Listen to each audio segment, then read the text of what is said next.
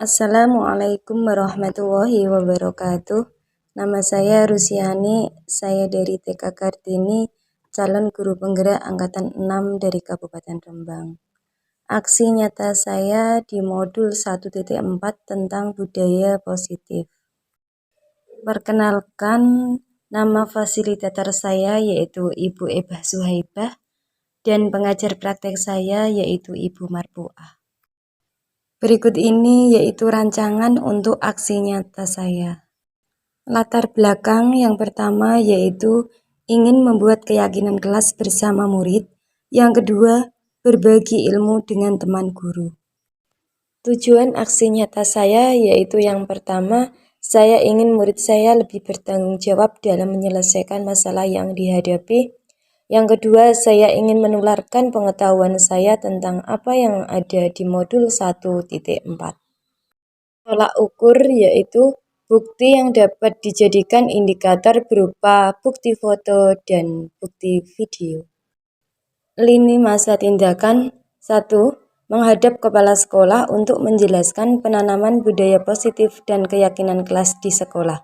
Yang kedua, bersama rekan guru untuk melakukan diseminasi pemahaman materi budaya positif. Yang ketiga, berkoordinasi dan berkolaborasi dengan rekan guru untuk membuat keyakinan kelas di kelas masing-masing. Yang keempat, memantau, merefleksi, dan mengevaluasi keyakinan kelas yang telah dibuat. Dukungan yang dibutuhkan. Yang pertama, bahan dan alat yang saya butuhkan, papan tulis, HP, laptop, dan LCD proyektor. Yang kedua, pihak yang saya butuhkan yaitu murid saya dan rekan guru. Cara saya mendapatkan alat dan bahan yang pertama, HP dan laptop. Alhamdulillah untuk HP dan laptop sudah punya sendiri. Yang kedua, LCD proyektor. Untuk LCD proyektor di lembaga kami belum punya, dan karena di desa itu juga belum punya LCD proyektor, jadi untuk pinjam juga belum memungkinkan, untuk rental juga tidak bisa. Jadi saya harus berpikir kreatif bagaimana tanpa LCD proyektor saya dapat menyampaikan materi. Saya akan menggunakan banner untuk materi apa yang akan saya sampaikan. Ada istilah tiada rotan akar pun jadi. Maka dari itu saya harus selalu optimis dari keterbatasan dari alat dan bahan. Guru mau membuat kesepakatan atau keyakinan kelas. Apa itu? Kita mau membuat aturan biar kita sama-sama belajar enak, biar kita lebih baik, lebih disiplin yang positif. Setuju sayang? Setuju Mbak Reva? Setuju. Kita membuat keyakinan kelas. Mbak Reva, ya siapa yang mau? Guru yang tulis, anak-anak yang memberi ide supaya kelas kita menjadi lebih baik, lebih disiplin, dan kita belajar lebih nyaman tentunya ya. Kita lebih bertanggung jawab. Ayo, kesepakatan kelas yang pertama apa? Siapa yang mau usul? Apa Mas? Belajar biar pintar. Oke, belajar dengan senang. Oke, belajar dengan senang. Belajar dengan senang. Oke, belajar dengan senang. Kalau belajar kita senang, berarti kita kalau belajar tidak boleh apa sayang? Tidak boleh nangis. Kalau kita belajarnya nangis, dengan nangis berarti kita sedih, kita tidak senang. Jadi kalau di sekolah waktu belajar anak-anak jangan menangis. Paham? Paham. Ayo kesepakatan yang kedua apa? Oke, berarti anak-anak sekolah, ibu di rumah. Pintar. Anak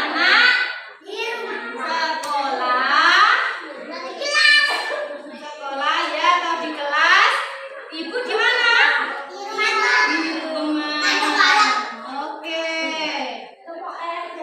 Apa artinya? Anak-anak sekolah sendiri. Oke, berarti tidak ditunggu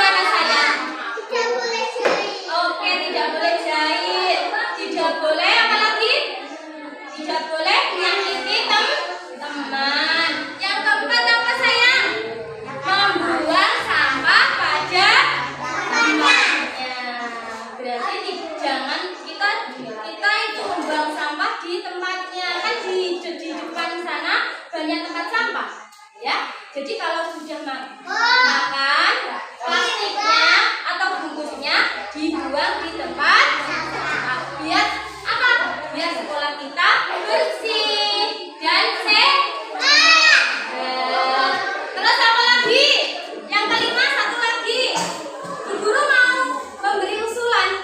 Sekolahnya pagi ya. Sekolah pagi. Sekolahnya jam berapa? Jam 7:04. Sekolah tepat waktu. Oke? Oke? Oke, Bu Guru punya usul. Sekolah tepat waktu. Berarti yang masuknya siang, latihan, masuk pagi. Oke sayang? Setuju? Ayo, kalau setuju kita tepuk semangat bersama-sama ya. Tepuk semangat.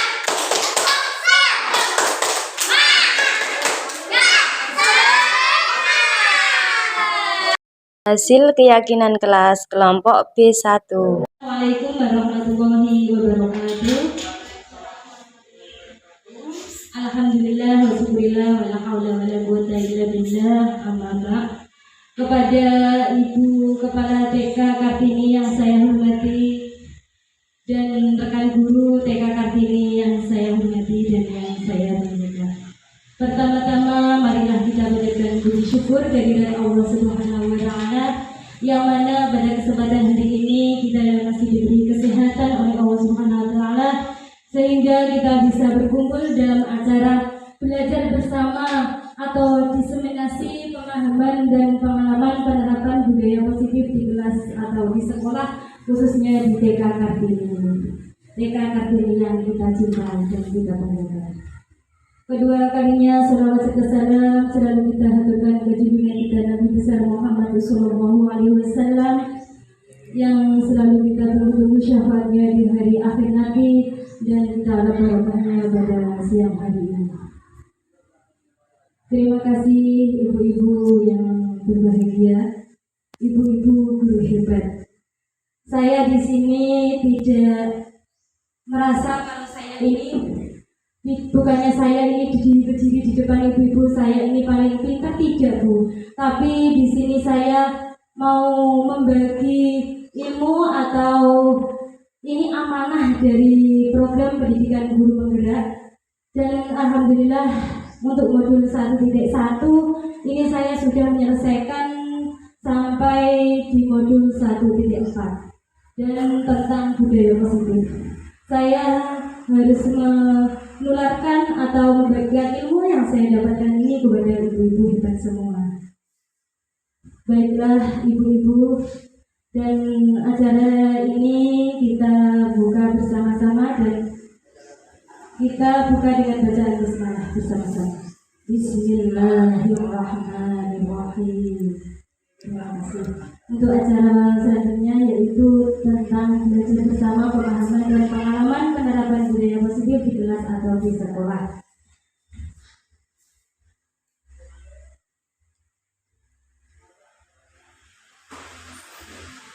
Konsep-konsep modul budaya positif. Yang pertama yaitu tentang disiplin positif, yang kedua motivasi perilaku manusia, yang ketiga kebutuhan dasar manusia, yang keempat posisi kontrol, yang kelima keyakinan kelas, yang keenam adalah segitiga restitusi. Bapak Ibu, ibu-ibu semua ya, gak ada bapaknya, ibu-ibu guru hebat.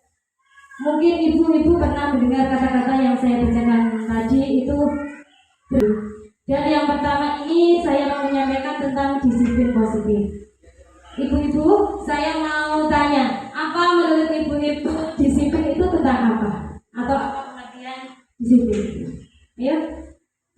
Taat aturan. Iya, mentaati aturan.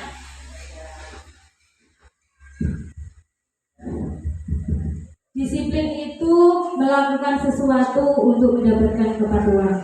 Kepatuhan membuat murid kita itu tidak enak atau tidak merasa aman Bu, atau merasa dirinya itu dikekang atau diatur oleh suatu aturan. Dan tujuan kita sebagai pendidik yaitu menciptakan anak-anak yang mempunyai disiplin diri sehingga mereka dapat berperilaku yang sesuai dengan nilai-nilai kebajikan universal yang berasal dari motivasi intrinsik, bukan motivasi ekstrinsik. Apa itu disiplin positif? Disiplin positif itu berasal dari pembiasaan-pembiasaan kita. Apa yang kita lakukan di sekolah, di kelas kita sendiri. Apa seperti membuang sampah pada tempatnya, kita menghormati orang yang lebih tua, itu termasuk kebiasaan-kebiasaan yang baik. Dan pembiasaan-pembiasaan baik itu menjadi disiplin positif.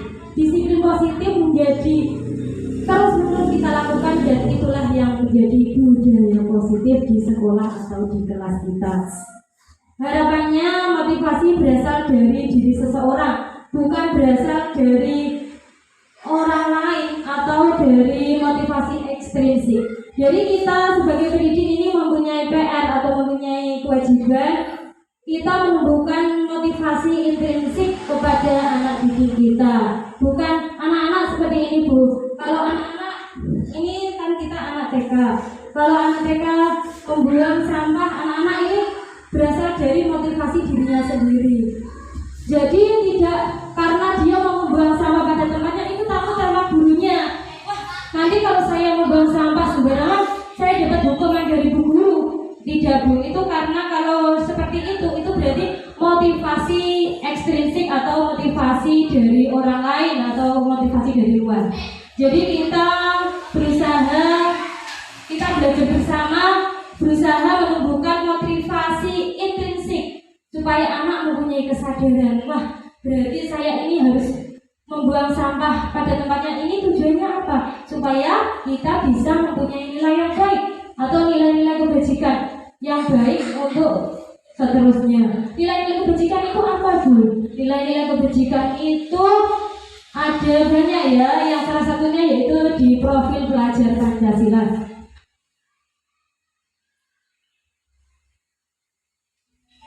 Motivasi perilaku manusia atau dorongan untuk disiplin. Melakukan sesuatu untuk menghindari hukumannya tadi. Motivasi ekstrinsik. Motivasi ekstrinsik itu tidak apa ya namanya? Tidak ideal karena tidak berasal dari dalam diri anak tersebut. Jadi bukannya anak melakukan sesuatu itu karena dapat takut sama gurunya, itu tidak. Jadi anak-anak bisa mempunyai tanggung jawab dari diri dia sendiri. Yang kedua yaitu mendapatkan imbalan atau penghargaan, melakukan sesuatu karena ingin mendapat hadiah. Halo Ibu-ibu.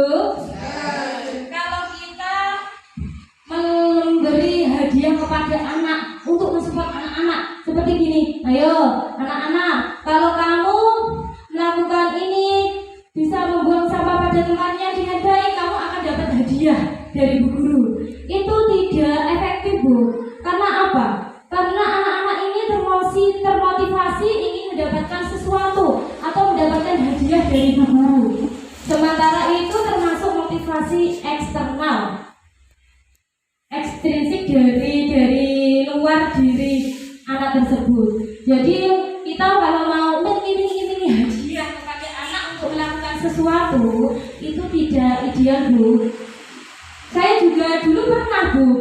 Saya sering bahkan sering dulu.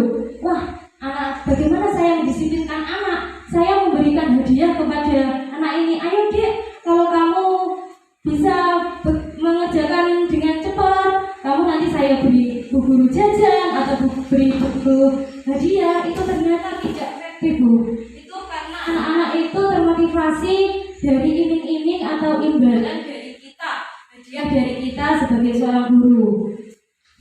Yang ketiga yaitu menghargai nilai-nilai kebajikan diri sendiri atau motivasi intrinsik tadi. Jadi motivasi intrinsik tadi kita sebagai guru harus menumbuhkan kepada anak didik kita, ya sedikit demi sedikit. Nanti insya Allah apa yang kita kerjakan dengan tulus ikhlas, insya Allah bisa menghasilkan atau membuat anak-anak kita bisa menjadi lebih baik.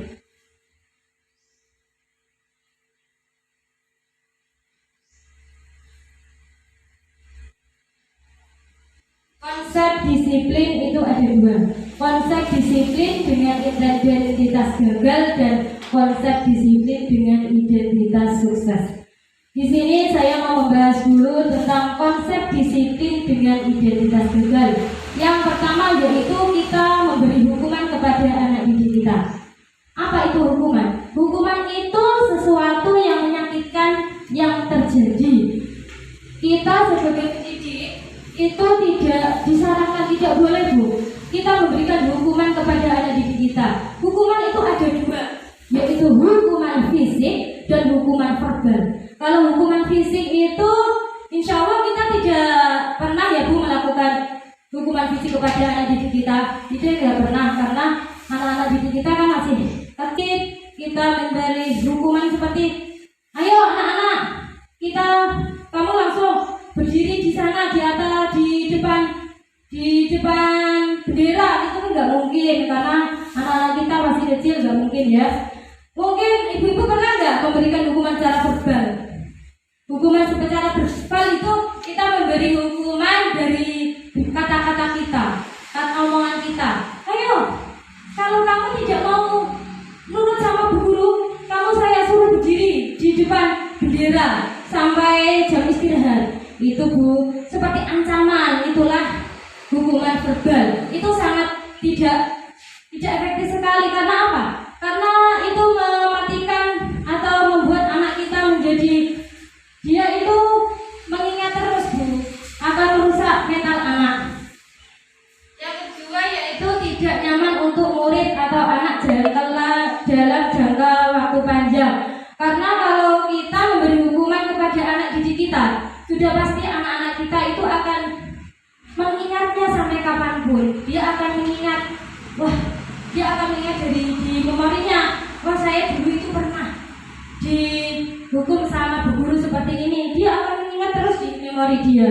Apalagi yang kita didik ini anak-anak usia PAUD, usia TK ya. Jadi kita harus hati-hati. Kita tidak boleh memberikan hukuman kepada anak didik kita. Dan hukuman fisik itu sangat menyakitkan bagi anak didik kita. Maka tidak disarankan sama sekali kita memberikan hukuman kepada anak didik kita. Yang selanjutnya yaitu mode paksaan. Hukuman itu termasuk paksaan. Tidak ada hukuman itu anak senang atau apa itu tidak. Itu paksaan dari bu guru. Dia suka atau tidak harus melakukan hukuman dari bu guru.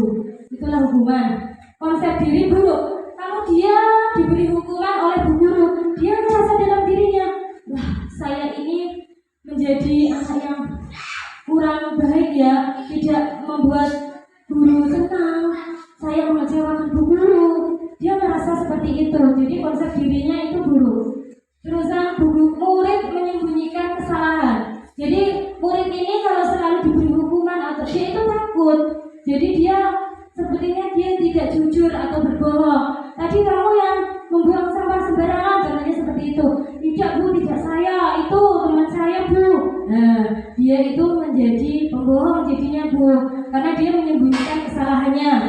Yang selanjutnya yaitu dampak pada murid itu marah, merasa bersalah, rendah diri dan mengasingkan diri. Seperti tadi, anak itu menjadi rendah diri, dia merasa disalahkan bu guru, wah saya dapat hukuman dari bu guru, berarti saya salah. Itu menjadi karakter anak menjadi tidak baik bu. Terus kalau hukuman itu sudah pasti dibuat oleh guru. Yang selanjutnya yaitu konsep disiplin dengan identitas gagal. Yang kedua dengan penghargaan. Seperti tadi kita mengiming-imingkan hadiah atau penghargaan kepada anak-anak didik kita. Terus selanjutnya ya, kita selanjutnya yaitu konsep disiplin dengan identitas sukses. Konsep disiplin dengan identitas sukses yaitu kita menggunakan pendisiplinan konsekuensi dan restitusi. Konsekuensi yaitu ciri-cirinya sesuatu yang harus terjadi. Jadi suatu contoh seperti ini bu, kalau ada anak kita menumpahkan gelas atau menumpahkan air di meja atau di keramik, terus kita bertanya apa konsekuensinya kalau kamu menumpahkan air. Terus bu guru gini, kamu membersihkan tumpahan itu konsekuensi. Konsekuensi itu tidak nyaman untuk murid dalam jangka waktu pendek. Jadi dia merasa tidak nyaman itu cuma sementara waktu dia melakukan kesalahan dan disuruh guru untuk memperbaikinya. Murid dibuat tidak nyaman karena dia harus tanggung jawab membersihkan tadi. Dia merasa tidak nyaman karena disuruh guru. Memerlukan monitoring dan supervisi terus-menerus dari guru. Jadi konsekuensi itu seperti tadi membersihkan, tadi menumpahkan air di gelas. Terus konsekuensinya apa? Bu guru bilang kamu harus membersihkan tumpahan air tadi. Dan secara otomatis kalau bu guru ini tidak selalu mengawasi atau monitoring anak, itu bisa jadi anak itu tidak melakukan apa yang disuruh bu guru yang konsekuensinya tadi. Anak bisa pergi kemana, bermain atau apa, jadi tidak melakukan konsekuensi tersebut. Terus stimulus dan respon. Konsekuensi itu karena adanya stimulus dan respon. Stimulus itu apa bu? Ayo siapa yang tahu? Kok diam saja. Stimulus itu apa bu? Stimulus, ayo Bu Taufik. Ya betul, kita memberi rangsangan. Stimulus, guru memberi stimulus, maksudnya seperti ini dalam konsekuensi. Seperti tadi ya, bu guru menyuruh anak. Stimulusnya seperti ini. Ayo, yang numpahkan namanya Oki. Ayo Mas Oki, kamu menumpahkan air. Kalau kamu menumpahkan air, berarti kamu harus membersihkan tempat ini. Kamu caranya bagaimana? Mengepelnya supaya ini jadi bersih lagi, seperti itu. Respon itu apa Bu Ayu? Ayo Bu Ayu, respon. Apa Bu? Iya, respon itu tanggapan. Jadi stimulus dari guru dan tanggapannya dari anak. Anaknya gini, iya Bu, saya akan membersihkan. Nanti kalau saya akan membersihkan tumpahan air yang ada di lantai. Terus stimulus, kamu menumpahkan air ya, bagaimana kamu membersihkan itu tadi. Yang selanjutnya yaitu konsep disiplin dengan identitas sukses restitusi. Restitusi itu merupakan suatu pilihan menguatkan untuk murid anak dalam jangka waktu panjang. Restitusi ini sangat baik sekali diterapkan untuk konsep disiplin positif. Karena apa? Karena restitusi ini itu kita bisa memberikan anak ini ditanya, Mas Oki, tadi kamu melakukan kesalahan apa Mas? Menumpahkan air Bu di lantai. Terus Bu guru tidak begini, tidak. Ayo, kamu harus membersihkan tidak? Bu guru menanyakan dulu, apa Mas solusi dari apa yang kamu lakukan atau jalan keluarnya bagaimana? Nah, sementara anak menjawab, solusinya seperti ini Bu, saya harus membersihkan lantai yang licin atau yang tertumpah air, seperti itu. Jadi anak mencari solusinya sendiri. Murid bertanggung jawab atas perilakunya ya tadi. Jadi anak-anak itu menjadi bertanggung jawab atas apa yang dilaksanakan tadi. Teori kontrol. Jadi restitusi ini teori kontrol. Kalau tadi kan stimulus respon, kalau konsekuensi. Kalau restitusi itu teori kontrol. Karena apa? Anak-anak bisa mengontrol dirinya sendiri. Terus selanjutnya 5 kebutuhan dasar manusia. Ini sangat menarik sekali Bu. 5 kebutuhan dasar manusia itu bagaimana ya Bu kalau kebutuhan dasar kita itu tidak terpenuhi? Apa yang kita rasakan? Ayo Bu Sek. Ayo, bagaimana yang kita rasakan apabila kebutuhan dasar kita tidak terpenuhi? Ayo Bu. Ayo. Tidak nyaman ya. Apalagi? Gerugel ya Bu. Gak enak hati. Apa Bu Ana? Warna pian atau gerugel? Tidak seperti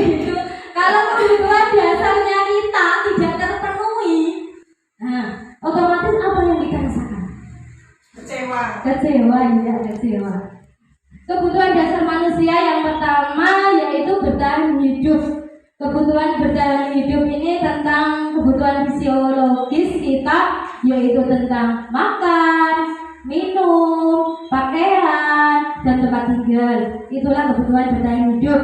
Yang kedua yaitu kebutuhan kasih sayang dan rasa diterima. Kita butuh kasih sayang dari keluarga kita, anak kita juga, anak murid-murid kita. Murid-murid kita itu butuh kasih sayang dari guru, dari orang tua. Itu kebutuhan kasih sayang dan rasa diterima. Berarti anak-anak ini di sekolah ini, di kelas bisa diterima dengan baik. Itulah kebutuhan yang kedua, kasih sayang. Yang ketiga tentang kesenangan. Kebutuhan kesenangan yaitu kalau anak-anak didik kita, dia kesenangannya apa? Dia senang bermain, dia bisa tertawa, bisa bahagia, itu kesenangan. Yang keempat yaitu kebebasan. Anak-anak dengan kebutuhan kebebasan yang tinggi ini menginginkan pilihan. Mereka perlu bergerak. Anak-anak kecil kan begitu, Bu. Dia itu senang-senang dengan mencoba-coba hal baru. Dia menginginkan pilihan. Dia itu banyak bergerak karena anak-anak itu aktif sekali. Dia nggak bisa duduk anteng seperti itu, tidak bisa. Dia itu selalu ingin bergerak, ingin melakukan hal sesuatu yang baru. Dia itu sangat suka sekali. Yang kelima yaitu kebutuhan dasar kita tentang penguasaan, kebutuhan pengakuan atas kemampuan. Jadi anak-anak ini ingin dianggap. Jadi jangan anak-anak ini jangan dibiarkan begitu. Kita harus menganggap anak. Jadi penguasa ini juga seperti ini. Kalau penguasa seperti ini, Bu, kalau penguasaan ini dia seolah-olah pengen jadi pemimpin. Jadi dia ingin memimpin teman-temannya seperti itu. Itu penguasaan. Terus yang selanjutnya 5 posisi kontrol. Jadi 5 posisi kontrol itu yang pertama penghukum. Penghukum tadi ya, Bu. Penghukum itu dengan nada suara tinggi, bahasa tubuh, mata melotot, jari menunjuk-nunjuk. Contoh seperti ini. Terlambat lagi. Kamu selalu terlambat lagi. Kapan kamu bisa datang tepat waktu? Tangannya sambil nunjuk-nunjuk seperti itu. Itu penghukum. Itu tidak boleh. Yang kedua yaitu kemungkinan murid marah dan mendengar tadi sudah. Yang kedua membuat merasa bersalah. Membuat rasa bersalah ini nada suara memelas, halus, sedih, bahasa tubuh merapat pada anak. Anak lesu. Contohnya, kamu kok tidak mendengarkan Bu Guru ya? Bu Guru kan sudah capek sekali menerangkan kamu, tapi kamu nggak mau mendengarkan Bu Guru.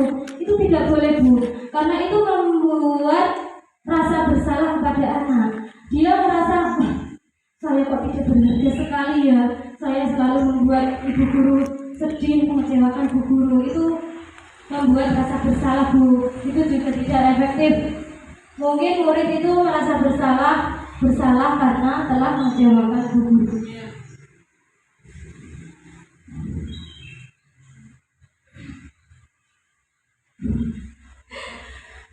Yang selanjutnya yaitu teman. Kita sebagai teman, nada suara ramah, akrab dan bercanda. Seperti ini teman. Kalau kita posisi kontrol kita sebagai teman, ayolah, bagaimana sih kamu? Kemarin kamu kan sudah berjanji ke ibu. Kenapa kamu terlambat lagi? Yaudah, tidak apa-apa kalau kamu terlambat lagi. Ayo silakan duduk. Nah, itu seperti teman. Seperti teman juga seperti ini. Kalau anak-anak kan contohnya kita anak-anak berbaris di depan. Nah, anak-anak itu tidak disiplin, Bu. Mungkin dia sambil bercanda atau apa. Kita sebagai guru gini. Nanti kalau kamu bisa baris dengan baik, Bu Guru akan kasih bintang. Itu seperti ini, tapi itu sebagai teman. Dan itu tidak efektif, Bu. Karena sebagai teman itu kita bisa tergantung pada guru itu tersebut. Seperti ini, kalau saya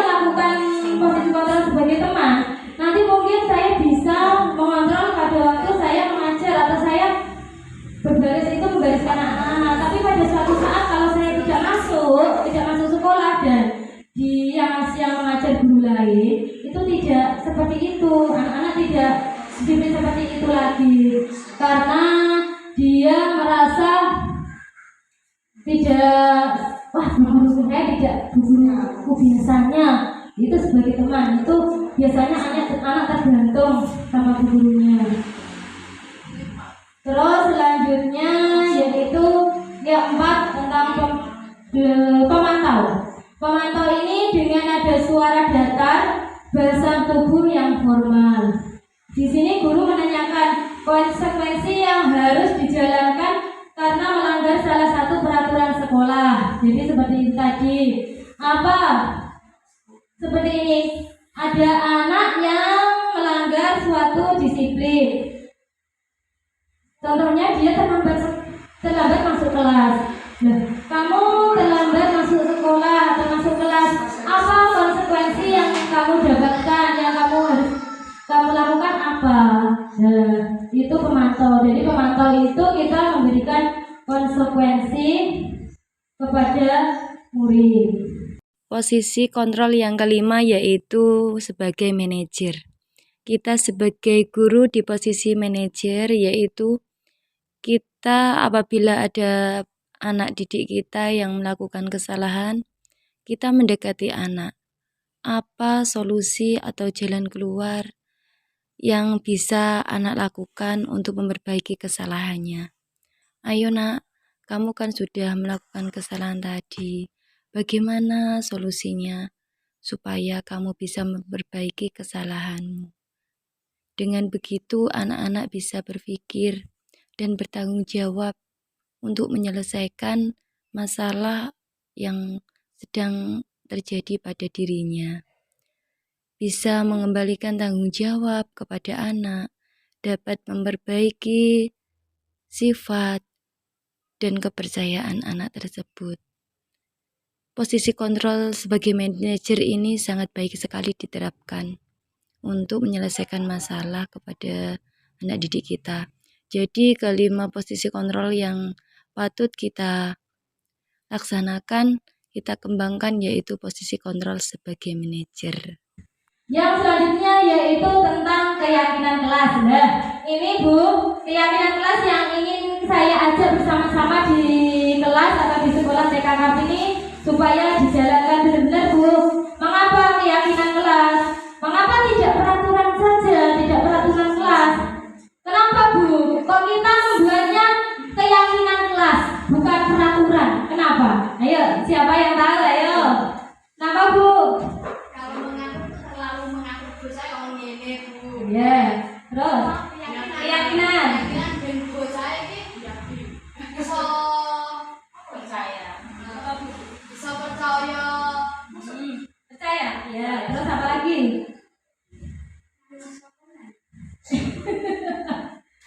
Bisa menjalankan itu apa sing di omong guru. Iya. Sudah tidak ada ancaman dari guru. Iya. Kan tadi kenapa kok nggak peraturan, kok harus keyakinan? Karena kalau peraturan kan tadi Bu, seperti anak-anak dikekang, anak-anak diatur. Jadi tidak enak, karena memang kalau kita diatur dikekang itu tidak enak sekali. Kenapa harus keyakinan? Satu contoh seperti ini Bu. Kita naik sepeda motor. Nah, kenapa kita kok? Yang selanjutnya yaitu tentang keyakinan kelas. Nah, ini Bu, keyakinan kelas yang ingin saya ajak bersama-sama di kelas atau di sekolah TKK ini supaya dijalankan benar-benar Bu. Mengapa keyakinan kelas? Mengapa tidak peraturan saja, tidak peraturan kelas? Kenapa Bu? Kok kita membuatnya keyakinan kelas, bukan peraturan? Kenapa? Ayo, siapa yang tahu? Ayo. Kenapa Bu?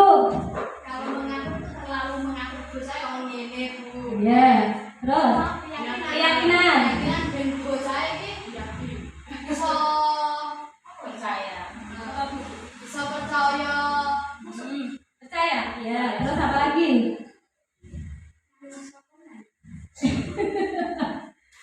Bisa menjalankan itu apa sing di omong guru. Iya.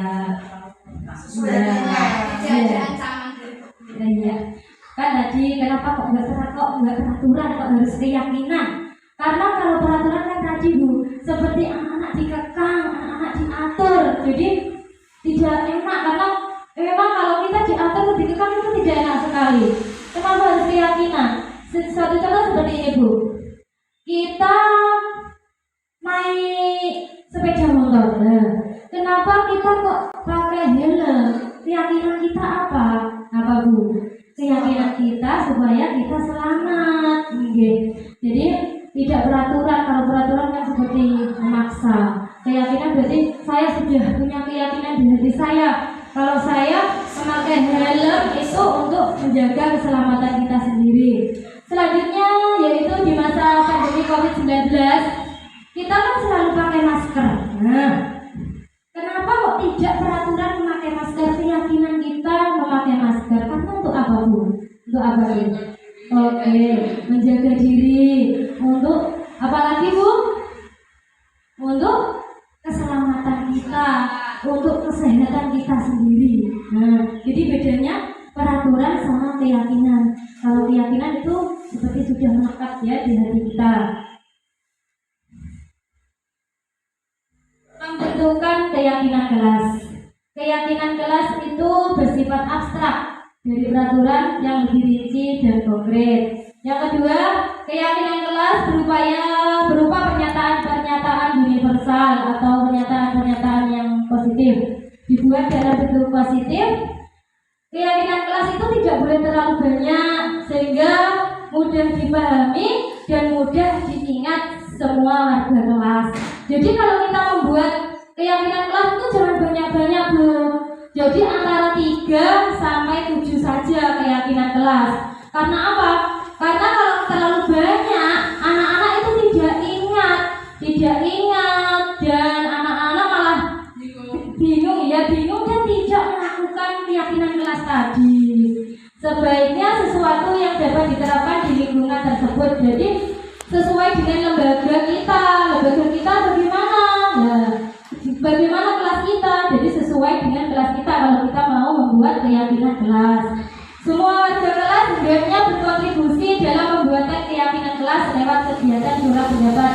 Berarti kita mengajak anak-anak kita ajak berpendapat. Ayo anak-anak, Bu Guru mau membuat keyakinan kelas. Anak-anak usul Bu seperti ini, seperti baik sama semua teman. Nah, karena kemarin saya sudah membuat keyakinan kelas di kelas saya Bu, dan anak-anak begini. Bagaimana anak-anak Bu Guru mau membuat keyakinan kelas?